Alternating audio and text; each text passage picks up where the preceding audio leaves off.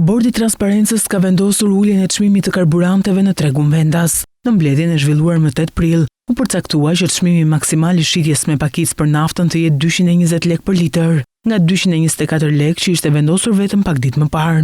Në tregun me shumicë nafta do tregtohet jo më shumë se 208 lekë për litër, nga 212 lekë për litër në vendimin e mëparshëm. Në total ulja rezulton me 4 lekë për litër.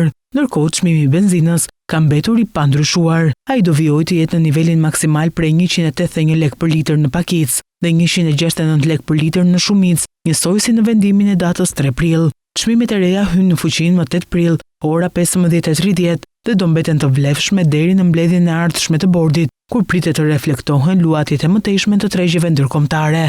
Autoritetet i bin thirrje operatorëve të tregut për zbatim rigoroz të vendimit, duke paralajmëruar masat deri në pezullim aktiviteti në rast shkeljesh.